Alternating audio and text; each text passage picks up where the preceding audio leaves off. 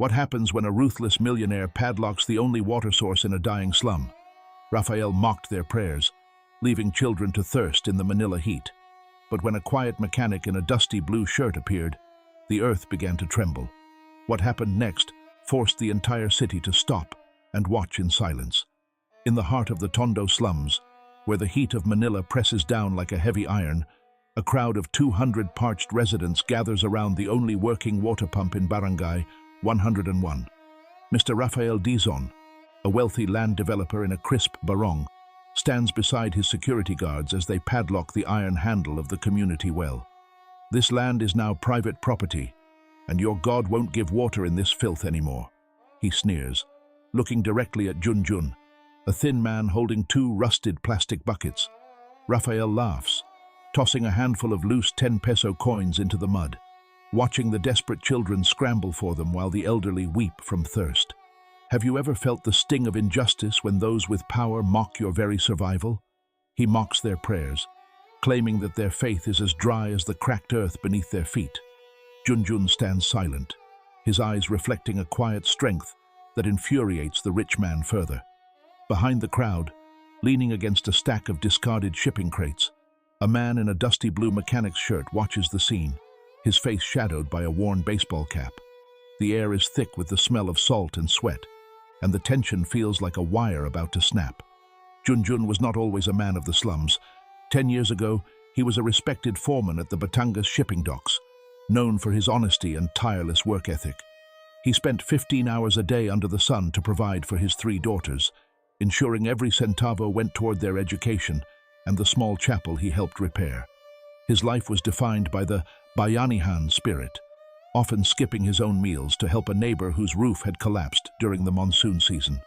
Everyone in the district knew him as the man who never broke a promise and never raised his voice in anger. Even when his hands became calloused and his back permanently bent from labor, he started every morning at 4 o'clock in the morning with a simple prayer of gratitude. His dignity remained his only true possession, a shield against the grinding poverty that surrounded him.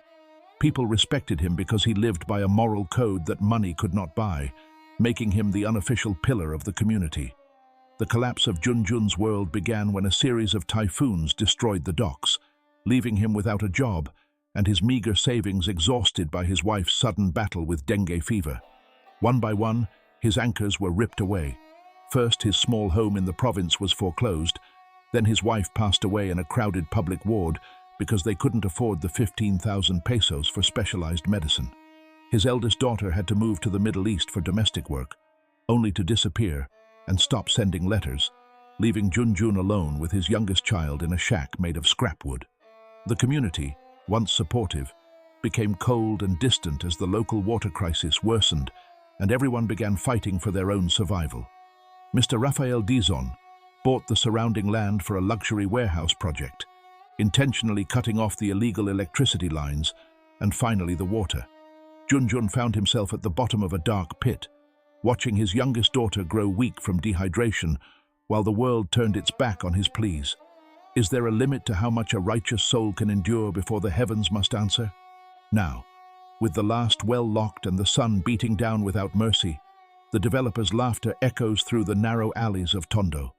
Junjun looks at his empty buckets, then at the man in the blue shirt who hasn't moved an inch, sensing that something is about to change. Do you believe that when the world closes every door, God is already preparing a way where there is no way? On a Tuesday evening, after the pump had been locked for 48 hours, Junjun sits alone on the dirt floor of his shack, clutching an empty gallon jug. The silence of the slum is deafening, broken only by the distant hum of the city's wealthy districts where fountains flow freely. He has no more strength to argue with the guards or beg the neighbors, who are now guarding their last drops of water with knives. He closes his eyes and whispers a final broken prayer, not for a miracle, but for the strength to endure the end. He feels a profound sense of isolation, as if he is the last man on an island sinking into the sea. There is no anger left in him, only a heavy, hollow stillness that comes when hope has been completely drained. The darkness of the room feels physical, pressing against his chest, as he prepares to accept that tomorrow might not come for his family. A soft knock on the wooden frame of his door startles Junjun, and a man enters, wearing the same dusty blue mechanic's shirt seen at the pump. The stranger, who calls himself Isco, carries a small toolkit and asks if he can rest his feet for a moment. It is a long walk from the mountain springs to the city, Isco says, with a voice that sounds like a calm river, knowing exactly how many days Junjun's daughter has been ill. He speaks of the old underground streams that used to run beneath Tondo before the concrete covered them, details no outsider could possibly know. Isco hands Junjun a small cup of water that remains inexplicably cold, despite the sweltering 38-degree heat of the room. As Junjun drinks, a strange peace washes over him, and the crushing weight on his chest begins to lift.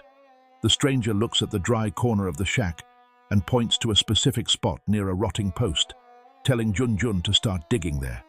The man's presence is not like that of a visitor. It is like a light that has been turned on in a room that was dark for years. He does not offer empty promises or gold, only a cup of water and a command to work.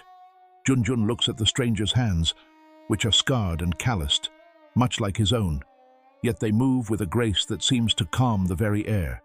Isco stands up, his simple sandals making no sound on the dirt floor, and places a firm hand on Junjun's shoulder.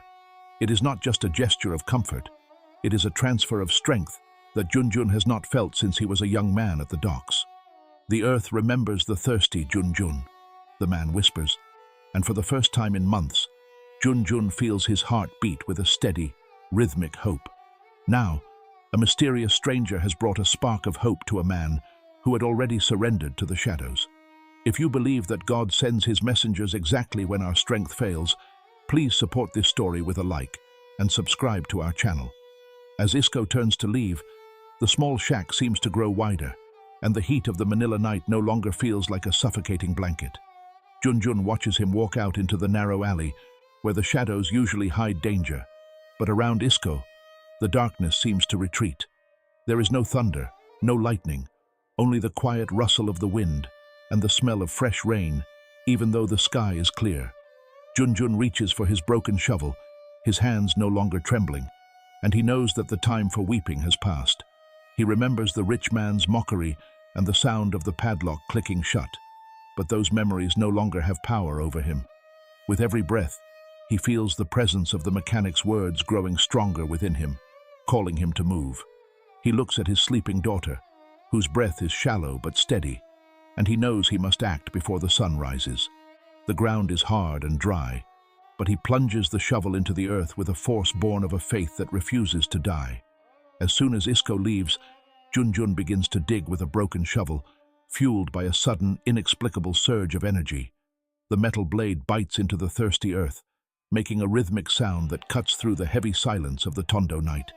Each strike of the shovel feels like a heartbeat, steady and determined, as sweat pours down his face and soaks his thin shirt.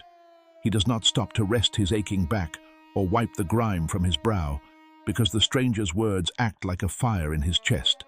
His neighbors peek through the cracks of their shacks, whispering that Junjun has finally lost his mind from the heat and the grief. They see a broken man digging a grave for his hopes in the middle of a dry wasteland, but Junjun hears a different melody. He remembers the way the cold water felt in the cup Isco gave him, a chill that defied the tropical oven of the slums. After only 3 feet of digging through the dry, packed clay, a miracle occurs. Crystal clear water begins to bubble up from the earth. It isn't just a slow leak or a muddy puddle. It is a powerful, high-pressure spring of fresh water that tastes sweeter than any bottled brand. The water surges upward, washing the dust from Junjun's hands and reflecting the moonlight like a liquid diamond in the mud. He falls to his knees, not in exhaustion, but in absolute awe as the cool stream overflows the hole and begins to carve a path through the dirt. News spreads through the barangay like wildfire, and soon hundreds of people are waking up, emerging from their shacks with wide eyes and empty containers. The air, once thick with the smell of sewage and despair, suddenly carries the crisp, clean scent of a mountain river. The water doesn't run out, even after filling 1,000 jugs, and strangely, those who drink it report that their fevers are breaking and their aches are vanishing. Mothers weep as they press the wet cups to their children's lips, watching the color return to pale faces that had been gray with dehydration. The spring becomes a living thing, a gift that ignores the laws of nature and the greed of men who claim to own the ground. When Junjun looks for the mechanic to thank him, the man has vanished, and no one else remembers seeing him leave the alleyway.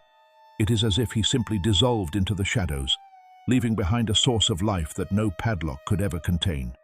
The spirit of the spring becomes the talk of Manila, drawing news crews and curious onlookers to the very slum Rafael Dizon tried to erase from the map. They film the children splashing in the overflow and the elderly sitting by the water's edge, their faces glowing with a peace that has no price tag. The truth is flowing through the streets now, and no wall is high enough to stop the light of God's mercy when it decides to rise. If this story of unexpected hope in the middle of a desert touches your soul, please support it with a like and subscribe to our channel. The transformation of the neighborhood is immediate and profound, as the shared water brings a sense of unity that the drought had nearly destroyed. People who were once fighting over drops are now laughing and sharing their meager food, gathered around the miraculous well as if it were a sacred altar. Junjun stands by the spring, his rusted buckets now full of life, realizing that his prayer was answered in a way that exceeded his wildest dreams. He watches a young boy wash his face in the stream, and in the reflection of the water, he sees the image of a community being reborn. The dry, cracked earth of Tondo is being softened by a grace that flows from a hidden source, deep beneath the concrete and the pain. The miracle is not just the water itself, but the way it has washed away the bitterness and restored the dignity of those the world had forgotten. As the sun begins to rise over the Manila Bay, the water continues to gush forth, a relentless reminder that the Creator has not abandoned the humble. Mr. Rafael Dizon arrives with a bulldozer and a legal injunction, furious that his private land is being used as a public fountain. The roar of the massive engine drowns out the joyful sounds of the children playing in the new stream. He steps out of his air-conditioned SUV, his face twisted in a mask of pure rage and disbelief. "What is this madness? I bought this dirt, and everything under it belongs to my company," he screams at the crowd.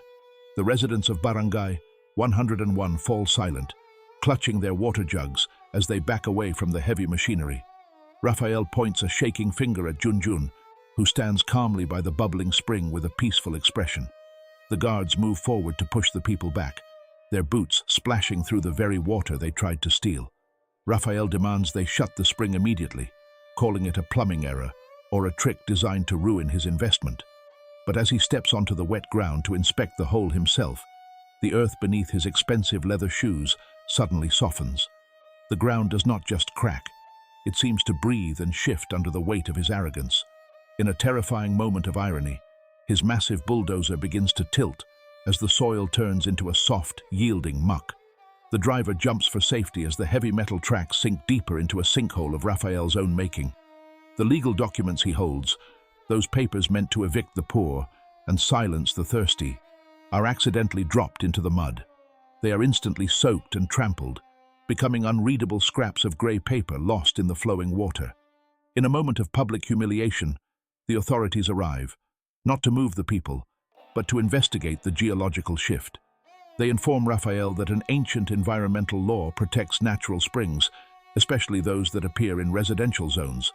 This single discovery effectively halts his multi-million peso warehouse construction project indefinitely, freezing his assets and his plans. Rafael stands there, his hands covered in the same mud he once threw at the children, watching his power evaporate like mist. The investors he once impressed with his ruthlessness are already calling, their voices filled with anger over the massive financial loss.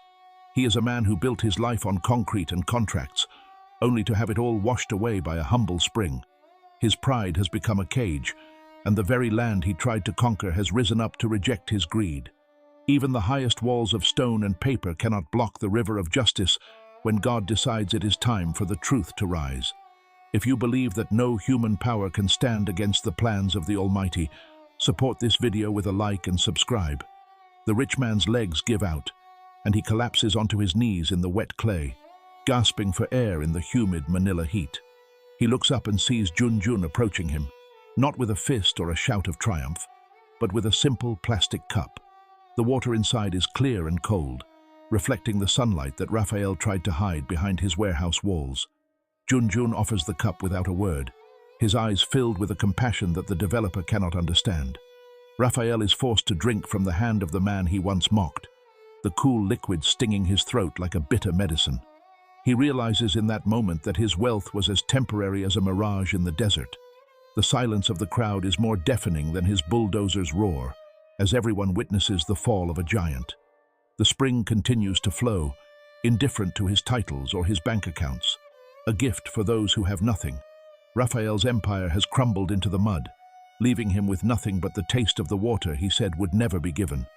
The heavy silence that follows Raphael's collapse is broken only by the steady, rhythmic splashing of the water against the mud. The sun reaches its peak, casting long shadows over the ruins of the developer's ambitious dreams and the humble victory of the slum. Junjun stands over the fallen man, holding the empty plastic cup, his face a map of exhaustion and grace. He looks at the rusted padlock, now partially buried in the muck, and realizes it can never be used again. The physical barrier is gone, but the internal barriers of fear and resentment are also beginning to dissolve in the heat. For the first time in years, Junjun does not feel like a victim of the city or a prisoner of his poverty. He feels like a guardian of something sacred, a steward of a gift that was never meant to be sold or owned. The crowd watches as Raphael slowly wipes the grit from his forehead, his expensive barong ruined beyond repair. In the quiet moments after the chaos, Junjun retreats to the corner of his shack, sitting exactly where Isco had sat. He picks up a small, smooth stone from the edge of the new spring, rolling it between his calloused fingers. This simple object, a piece of the very earth that refused to be silent, becomes his symbol of this long day. He breathes deeply, letting the humid air fill his lungs, no longer feeling the tightness of despair that had nearly killed him. He thinks of his daughters, especially the one far away, and feels a strange certainty that she is safe. The presence of the mechanic still lingers in the room like the smell of ozone after a tropical storm. It is a quiet, steady peace that doesn't need words or grand gestures to prove its reality. Junjun closes his eyes, listening to the laughter of the neighbors outside, and finally allows himself to cry. The transformation of a man's heart is often quieter than the falling of rain, yet it changes everything in its path. If you believe that true strength is found in a peaceful heart and not in a closed fist, please support this story with a like and subscribe. The evening brings a different kind of energy to Barangay 101, as the community gathers to protect their new treasure. They don't use fences or locks, but instead, they set up small benches and share whatever food they have managed to find. Raphael Dizon is gone, driven away in a taxi, because his own vehicle remains swallowed by the treacherous ground of his greed. The legal battle is far from over, but the moral victory has already been written in the clear water of the spring. Junjun walks among his neighbors, offering a nod here and a hand there, his dignity restored not by money, but by faith. He realizes that Isco didn't just give them water, he gave them back their belief in justice and in each other. As the first stars appear over the Manila skyline, the water continues to flow, cool and relentless, into the waiting jars of the poor. The slum is no longer a place of death, but a place where life has decided to make a permanent stand.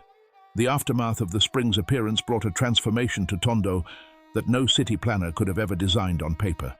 While Mr. Raphael Dizon retreated to his glass offices to fight a losing battle against environmental laws, the people of Barangay 101 began to build something new. It started with small gestures, like the sharing of rice and the mending of a neighbor's leaking roof, fueled by the energy of the fresh water. Junjun found himself at the center of this quiet revolution, not as a king, but as a servant who watched over the gift. He spent his days organizing a schedule to ensure that every family, regardless of their status, received their fair share of the miracle. The old rivalries between street gangs and desperate families began to melt away under the rhythmic sound of the bubbling water. Even the air in the slum seemed to change, losing its heavy scent of decay and replacing it with the crisp freshness of a forest stream.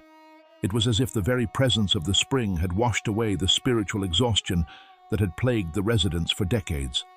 Junjun often stood by the rotting post where he had first dug, looking at the clear water and remembering the man in the blue shirt. He realized that the water was not just a resource, it was a testament to the fact that they had not been forgotten by the Creator. The community decided to name the site the carpenter's well, a tribute to the stranger who had appeared exactly when hope was a dying ember. They built a small wooden platform around the spring to keep the mud from contaminating the source, using recycled timber from the docks. Every morning at 5 o'clock, a group of elderly women would gather there to pray, their voices rising in a gentle harmony that floated over the shacks. They prayed for the sick, for the lonely, and even for the man who had tried to lock them out, asking for his heart to find peace. The spring became a sanctuary, a place where the noise of the city faded into the background and the soul could finally breathe. Journalists who came to cover the story found themselves putting down their cameras, moved by the profound sense of stillness that surrounded the well. The investors who had initially backed Raphael Dizon began to distance themselves from his aggressive tactics, seeing the public relations disaster unfolding on the evening news. They saw a man who had fought against a miracle and lost, and they did not want to be on the side of the loser. One by one, the contracts for the warehouse project were cancelled, and the land's value shifted from commercial potential to humanitarian importance. The city council, pressured by the public outcry and the undeniable geological reality, declared the area a protected communal zone. This meant that no developer could ever again place a padlock on the water or threaten the homes of those who lived there. It was a victory won without a single stone being thrown or a single shout of anger being raised in the streets. Junjun watched as the bulldozers were finally towed away, leaving behind a landscape that was now defined by life instead of concrete.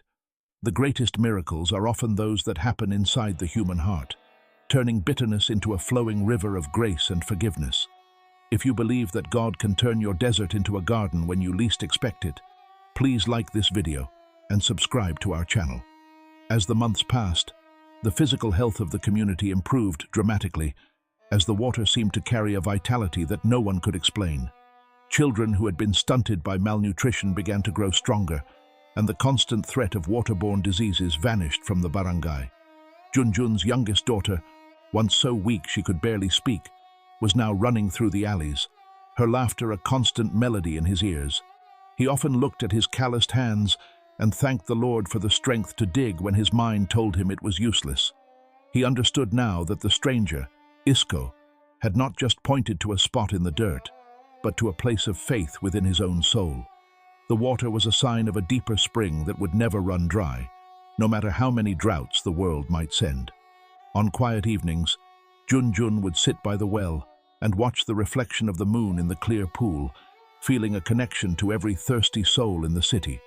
He knew that the story of the spring would be passed down through generations, a reminder that the Almighty walks among the humble. The slum of Tondo had become a beacon of hope, showing that even in the darkest corners, a single act of faith can open the gates of heaven. The legal battle for the land of Barangay 101 ended not in a courtroom filled with shouting, but in a quiet government office where the truth could no longer be hidden. Mr. Raphael Dizon, once the king of real estate, sat across from officials as they presented evidence of his fraudulent permits and the natural sanctity of the spring. His empire did not fall because of a violent protest, but because his own lies became a weight he could no longer carry. He lost his contracts, his reputation, and the very ground he tried to steal, realizing that some things are not for sale. Junjun, meanwhile, continued his work at the well, his heart full of a peace that no bank account could ever provide. He watched as the community grew stronger, the children's laughter filling the air that was once thick with the dust of despair.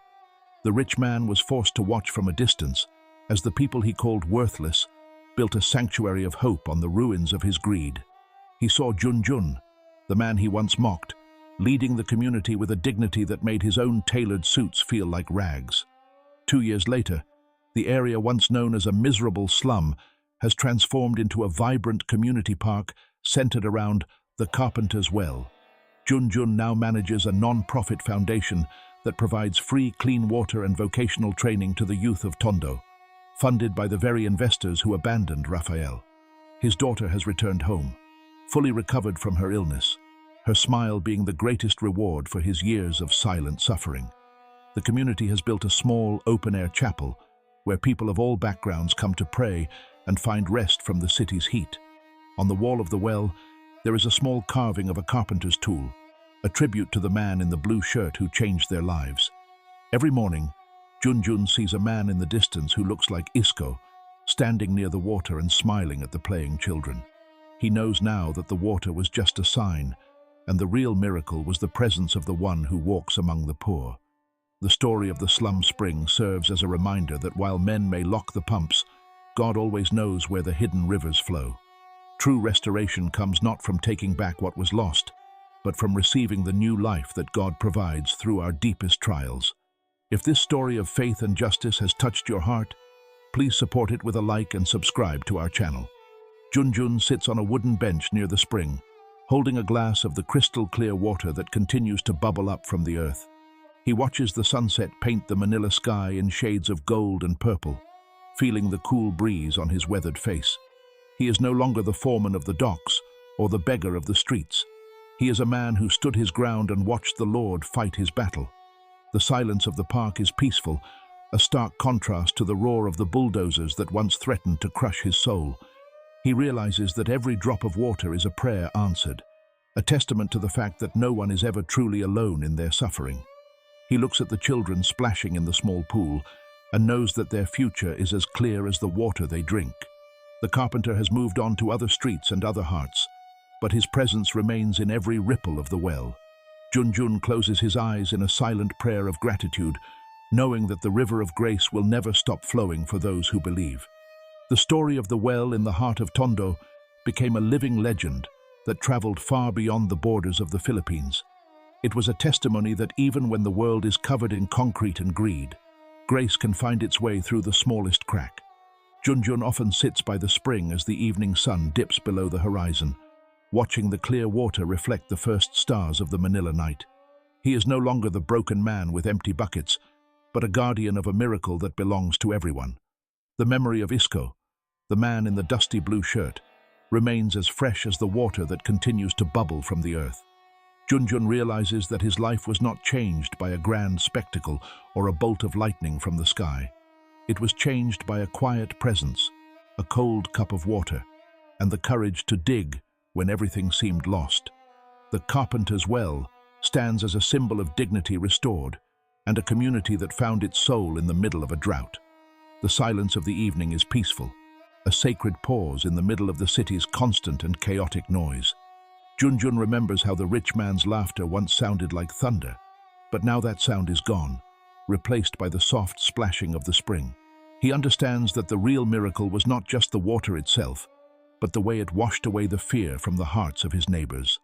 They no longer look at the ground in shame, but look at each other with the eyes of people who know they are loved by the Creator. The lessons of patience and non-violence have become the foundation of their new life, a strength that no developer can ever bulldoze. As Junjun stands up to walk back to his home, he touches the carving of the carpenter's tool on the stone wall. He knows that as long as the water flows, the promise of the one who walks among the poor remains unbroken and eternal. The slum has become a garden of hope, proving that God's justice is a river that never runs dry. If this story reminded you that God sees every tear and acts in His perfect time, please support it with a like, subscribe to the channel, and write the word faith in the comments if you also believe in His quiet but powerful justice. Junjun walks slowly through the narrow alley, his heart light and his mind at rest, knowing that tomorrow is in good hands. He passes the small chapel where a single candle burns, a tiny light that represents the presence of the carpenter in their midst. The air is cool, and the scent of fresh water lingers in the breeze, a constant reminder of the night the earth decided to speak. He stops for a moment to look at the sleeping city, realizing that the greatest power in the world is not found in gold or steel. It is found in the quiet decisions to choose love over hate, patience over anger, and faith over despair. The spring of Tondo will flow for years to come, a gift for the thirsty and a sign for the lost. Junjun closes his door and whispers a final prayer of thanks, his soul as clear and peaceful as the water in the well. The journey continues, but he no longer walks alone, for the carpenter is always just one step behind, watching over the world he loves.